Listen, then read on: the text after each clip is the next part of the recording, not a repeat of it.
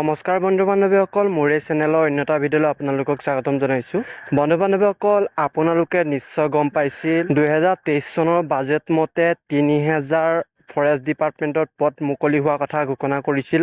নিশ্চয় গম পাইছে, তাত বাজেটৰ উল্লেখ কৰিছিল।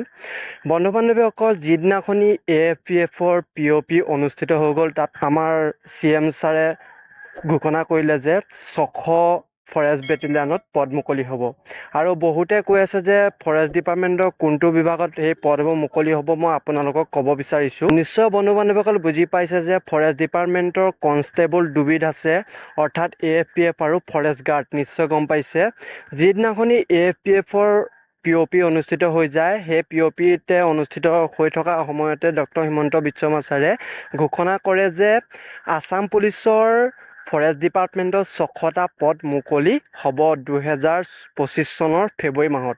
নিশ্চয় হয় বন্ধু বান্ধৱীসকল, আপোনালোকে নিশ্চয় গম পাইছে 600 যে পদ আপোনালোকৰ ফৰেষ্ট ডিপাৰ্টমেণ্টত মুকলি হ'ব বুলি কৈছে, সেই পদকেইটা আপোনালোকৰ AFPFত মুকলি হ'ব। নিশ্চয় গম পাইছে, AFPFতহে আপোনালোকৰ 600টা পদ মুকলি হ'ব।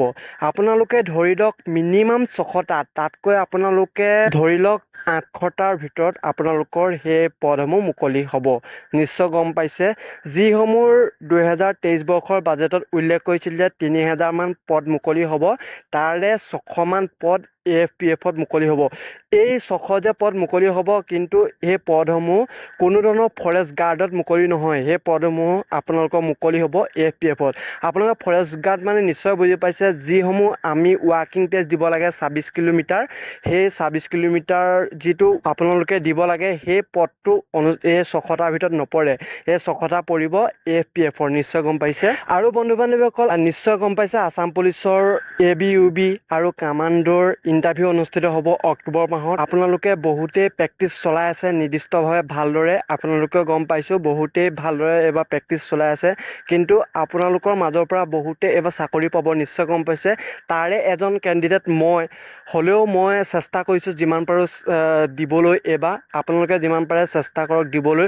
আপোনালোকে অকল ৰানিংটো ভাল কৰিলেই নহ'ব। নিশ্চয় গম পাইছে, আপোনালোকে ফিজিকেল টেষ্টটো জাম্প আৰু চিনাপো মাৰিবলৈ লাগিব। সেইকাৰণৰ পৰা আপোনালোকে যিমান পাৰে ভালদৰে প্ৰেক্টিচ চলাই যাওক।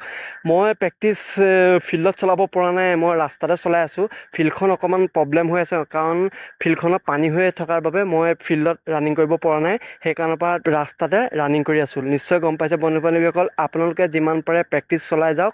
মই জাম্প মাৰিবলৈ ফিল্ডলৈ যাওঁ, কিন্তু ৰানিংটো মই ৰাস্তাতে চলাই আছোঁ। আপোনালোকৰ যিমান পাৰে প্ৰেক্টিচ চলাই যাওক। ৰাতিপুৱা আপোনালোকক মই কৈছোঁ যে এবাৰ প্ৰেক্টিচ চলাওক, দুবাৰ প্ৰেক্টিচ নচলাব। যদি আপোনালোকে অহা নাই তেতিয়া আপোনালোকে দুবাৰ প্ৰেক্টিচ চলাওক, কিন্তু যিমান পাৰে আপোনালোকে এবাৰতে আনিবলৈ চেষ্টা কৰক। সেইকাৰণে মই কৈছোঁ যে দিনটোত অকল এবাৰহে আপোনালোকে প্ৰেক্টিচ চলাবলৈ চেষ্টা কৰক। বন্ধু বান্ধৱ নিশ্চয় গম পাইছে, এইটো আপোনালোকৰ বাবে বহুতে ভাল খবৰ। ফেব্ৰুৱাৰী মাহত 600টা AFPFত পদ মুকলি হ'ব, কিন্তু আপোনালোকৰ বাবে ফৰেষ্ট গাৰ্ডত পদ কিমান মুকলি হ'ব সেইটো কোৱা নাই, কিন্তু 600টাতকৈ ওপৰত AFPFত মুকলি হ'ব। নিশ্চয় গম পাইছে। এইটো আছিল এটা সৰু ভিডিঅ'। যদি এই ভিডিঅ' চাই ভাল পাইছে প্লিজ এটা লাইক কৰক, আৰু যিমান পাৰে আপোনালোকে বন্ধু বান্ধৱীসকললৈ এই ভিডিঅ' শ্বেয়াৰ কৰক। ধন্যবাদ। জয় অসম।